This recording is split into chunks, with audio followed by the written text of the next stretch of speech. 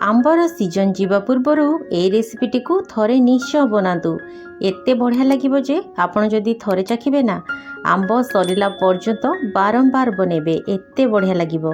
आपण याकू खाई भी पारिबे आ पी भी पारिबे। बनेबा बहुत सहज, जे भी बने नहीं पारिबो। तेबे रेसिपी जदि भल लगिबो प्लीज गोटे लाइक करिवे। नमस्कार, आपण को काकुलिस कोसिना को बहुत बहुत स्वागत। तेबे चलंतु स्टार्ट करिबा रेसिपी। ये देखो दर्शक बंधु, ये मु गैस उपरे गोटे कड़े बसई। आप जेकोसी पैन भी बसई पारे। तो देखो एबे आमे इथिरे हाफ लिटर क्षीर देदेबा। क्षीर गरम हवा आगु आमे पाखापाखि 3 ରୁ 4 चामच क्षीर बाहर करके रखिदेबा। तो देखो एबे गैस फ्लेम को हाई रे रखिबा। आ हाई फ्लेम रे क्षीर टिके उषुम हो गला परे एथिरे आमे हाफ कप मिल्क पाउडर पकेबा। मिल्क पाउडर पकेले टेस्ट बहुत बढ़िया आसीबो। तेबे आपणक पाखरे जदि मिल्क पाउडर नाही ताले आपण हाफ लिटर जगार गोटे लिटर क्षीर नहीं पारिबे। एठी देखंतु क्षीर रे मिल्क पाउडर बहुत सहज रे मिसी गला। क्षीर उषुम थिबा अवस्था रे क्षीर पाउडर मिसांतु, बहुत जल्दी मिसी जिवो। तो देखंतु अमूल बढ़िया रे मिसी गला परे एथिरे हमें चीनी पकेबा। एठी मु हाफ कप चीनी नेछि। तो सबुतक चीनी को आमे व्यवहार करबानी। पाखापाखि 3 चामच चीनी आमे बाहर करके रखिदबा। 3 भाग चीनी आमे क्षीर रे पकेदबा और गोटे भाग को अलगा रखिबा, ताको आमे परे व्यवहार करिबा। तो देखंतु दर्शक बंधु, एबे आमे गैस फ्लेम को हाई रे रखिबा और ए क्षीरटी को भल भाव रे फुटिया पे छाड़दबा। एठी देखंतु जो क्षीर को आमे बाहर करके रखिथिले से क्षीर रे आमे 1.5 चामच कॉर्नफ्लोर पाउडर पकेबा। कॉर्नफ्लोर पाउडर बदल रे आपण एथिरे कस्टर्ड पाउडर मध्य मिसई परिबे। तो देखंतु आ जदि दुईटा भितर किछि भी नाही ताले आपण गोटे छोट चामच मैदा मध्य एथिरे मिक्स करि परिबे। तो देखंतु दर्शक बंधु, कॉर्नफ्लोर को आमे क्षीर रे बढ़िया भाव रे मिसई दबा। कॉर्नफ्लोर को सदा बेले ठंडा क्षीर रे मिसांतु, गरम क्षीर रे जमा मिसांतुनी, नहले जमा भी एटा मिसीबनी। तो देखंतु ता भितरे क्षीर मध्य बढ़िया भाव रे फुटी गलानी। एबे आमे गोले की रखिथिबा कॉर्नफ्लोर घोलटी को एक क्षीर रे ढाली दबा। गैस फ्लेम को हाई रे रखिबा आ हाई फ्लेम रे कॉर्नफ्लोर घोलटी को देला परे याकू सांगे सांगे गोले दबा, नले एथिरे लम्स पड़ जाई पारे। तो देखंतु दर्शक बंधु, ए सब को मु भल भाव रे गोले देली। कॉर्नफ्लोर पाउडर पकेला परे देखिबे क्षीर धीरे धीरे बहलिया हो जिवो। आपण जदि कॉर्नफ्लोर पाउडर पकेबा पई चाहुनांती ताले आपण कॉर्नफ्लोर को स्किप मध्य कर जाई परिबे। जस्ट प्लेन क्षीर रे आपण याकू बने नै परिबे। तेबे क्षीर को भल भाव रे सिझे नेबे। तो देखंतु दर्शक बंधु, क्षीर कंसिस्टेंसी एतिकी बहलिया हो गला परे आमे गैस फ्लेम को बंद करके क्षीर को ठंडा हवा पई छाड़ दबा। ता भितरे देखंतु एठी मु गैस उपरे गोटे छोट डेक्ची बसैछि। डेक्ची रे पानी गरम हवा पई बसै देथिली। पानी भल भाव रे गरम हो गला परे एथिरे आमे गोटे छोट गिना सिमेई दबा। सिमेई जेमती फिका फिका न लागे सेथिपई आमे जो 2 ରୁ 3 चामच चीनी बंचे के रखिथिले ताको एथिरे दे दबा। आउ ता सहित सिमेई रे बढ़िया कलर आनिया पई एठी मु किछि फूड कलर पकेछि। एटा पूरा पूरी भाव रे ऑप्शनल अछि। जदि आपनक पाखरे थिबो ऐड करिवे, नहले तो आपण स्किप कर जे परिबे। तेबे फूड कलर पकेले सिमेई रे कलरटा बहुत सुंदर देखा जिवो। गैस फ्लेम को आमे मीडियम रे रखिकी सिमेई को पाखापाखि 5 मिनिट पानी रे भल भाव रे सिझे दबा। एठी देखंतु सिमेई सिझी गला। एबे आमे गैस फ्लेम को बंद कर दबा आ ए सिमेई को गोटे स्ट्रेनर रे छाणी नबा। ए पानी आमर दरकार नहीं।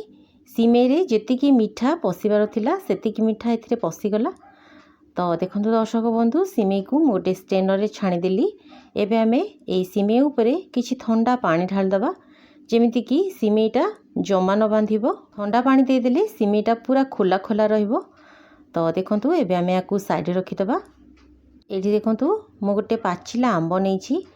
आंब को आमे मछिरु एमिति फाळ कर दबा आउ यार स्लाइस गुडी को बाहर कर दबा। एठी देखंतु मो पाखापाखि 2टा बड़ साइज रो आंबरू ए भलिया क्यूब्स गुडी को बाहर कर नेछि। एठी मु 6 ରୁ 7 जनक पई ए शरबत बनौछि। आपण जदि कम किंबा बेसी जनक पई बनौथांती ताले जिंस गुडी कर क्वांटिटी कम किंबा बेसी करि परिबे। एठी देखंतु मु 4टा पाचिला आंबर पल्प बाहर करके रखितिली। ए पल्प को आमे गोटे ब्लेंडिंग जार रे दे दबा आ ए पल्प टी को आमे चिकन करके ग्राइंड कर दबा। तेबे मन रखिबे आंब सदा बेले मीठा आंब नियंतु, टेस्ट बहुत बढ़िया आसीबो। आ देखंतु ता सहित एथिरे बढ़िया फ्लेवर आने पई एथिरे किछि गुजराती रो मंजी दे दबा। आउ ये आंबटी को चिकन करके ग्राइंड करदबा। ता भितर ये देखंतु क्षीर मध्य ठंडा हो गलानी। क्षीरर कंसिस्टेंसी आपण देखिकी जानि पाउथिबे बढ़िया बहलिया हो जाइछि। तो एबे आमे गोटे बड़ मिक्सिंग बाउल रे सब को ढाली दबा। आउ हुइस्कर साहाय्य हो किंबा डंकी साहाय्य हो याको बढ़िया भाव में मिक्स करदबा जेमिति कि एथिरे जमा भी कोनोसी लम्स न रुहे। तो ये देखंतु दर्शक बंधु याको मु बढ़िया भाव में फेंटी दउछि। एबे आमे एथिरे ग्राइंड करके रखिथिबा आंब को एथिरे ढालिबा। तेबे दर्शक बंधु आपण माने एई भिडियोटी को केउ जगह देखुछंती निश्चय मते कमेंट रे जणेबे जा फଳରେ मु आपनकु धन्यवाद दे परिबी। आ जदि आपण चैनल रे नुआ अछंती ताले चैनल टी को सब्सक्राइब करिवे। फेसबुक पेज रे देखुतिले पेज टी को निहाती भाव रे फॉलो करि नेबे।